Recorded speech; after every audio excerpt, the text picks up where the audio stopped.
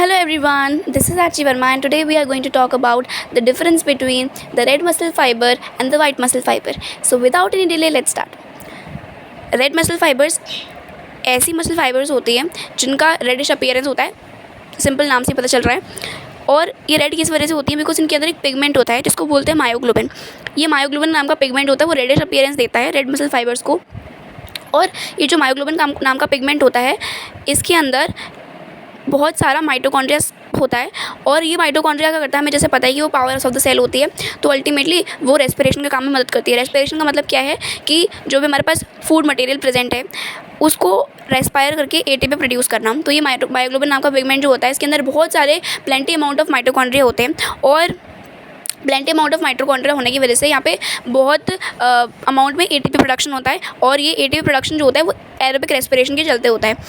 और इसी वजह से ये जो मसल्स होती हैं इनके पास, क्योंकि प्लेंटी अमाउंट ऑफ माइटोकॉन्ड्रिया है तो प्लेंटी अमाउंट ऑफ एटीपी होगा, एडिनोसिन ट्राइफॉस्फेट होगा, यानी कि बहुत सारी अमाउंट ऑफ एनर्जी है। इस वजह से ये बहुत लंबे टाइम तक काम कर सकती हैं। जैसे हमारा बैक का मस्कुलरेचर, यानी कि जो बैक की मसल्स होती हैं, इनके पास मायोग्लोबिन नाम का पिगमेंट होता है। और इस मसल के पास में, यानी कि जो हमारे बैक मस्कुलरेचर के पास जो मसल्स होती हैं, इन मसल्स के अंदर बहुत सारा अमाउंट ऑफ माइटोकॉन्ड्रिया भी होता है। और इस वजह से एटीपी प्रोडक्शन भी ज़्यादा होता है। और मायोग्लोबिन पिगमेंट होने की वजह से ये जो पूरा बैक का मस्कुलरेचर होता है, ये बहुत लंबे टाइम तक काम कर सकता है। यानी कि जैसे हम सुबह उठते हैं तो उसके बाद रात में ही बेड पे लेटते हैं, यानी कि तभी उस मस्कुलरेचर को आराम मिलता है, या फिर बोल सकते हैं कॉन्ट्रैक्शन ख़त्म होता है, रिलैक्सेशन में जाता है। बाकी का पूरा दिन का काम जो है, पूरा खड़े रहना, हमारा खाना, हम जो बैठे रहते हैं नॉर्मली, तब भी वो बैक का मस्कुलरेचर जो है वो हमें सपोर्ट करने का काम करता है, या फिर कहीं ना कहीं कॉन्ट्रैक्टेड स्टेट में रहता ही है। ठीक है। और उस कंडीशन के अंदर जब ये इतना लंबे टाइम पीरियड के लिए काम करता है, तो उसके लिए जो रिस्पॉन्सिबल होने वाली मस्कुलरेचर है वो रेड मसल फाइबर्स ही होती हैं। यानी कि पूरे बैक के मस्कुलरेचर में रेड मसल फाइबर्स होती है जिसके अंदर मायोग्लोबिन कंटेंट हाई होता है। और ये रेड मसल फाइबर्स के अंदर एटीपी बनाने के लिए बहुत सारे अमाउंट में माइटोकॉन्ड्रिया होता है।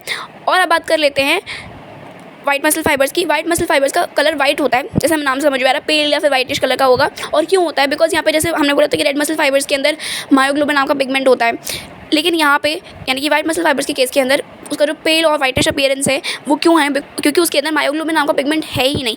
जब पिगमेंट ही नहीं होगा तो रेड कलर का अपीयरेंस भी नहीं आने वाला है।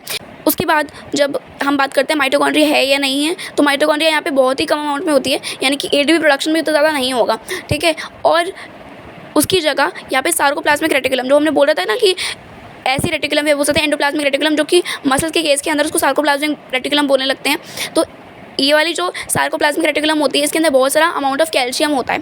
ठीक है, जैसे हम जानते हैं। तो यहाँ पे भी यानी कि वाइट मसल फाइबर के अंदर भी जब सार्कोप्लाज्मिक रेटिकुलम बहुत ज़्यादा अमाउंट में है, तो यानी कि कैल्शियम भी जो होगा उसके अंदर बहुत सारा अमाउंट में ही होगा। सिंपल सी बात है। और दूसरी जगह हम बात करते हैं माइटोकॉन्ड्रिया की, तो माइटोकॉन्ड्रिया का अमाउंट जो है वो यहाँ पे यानी कि वाइट मसल फाइबर्स के अंदर बहुत ज़्यादा कम होता है। अब बात करते हैं कि ये लंबे टाइम के लिए काम कर सकती है कि नहीं कर सकती। लंबे टाइम के लिए काम नहीं कर सकती है।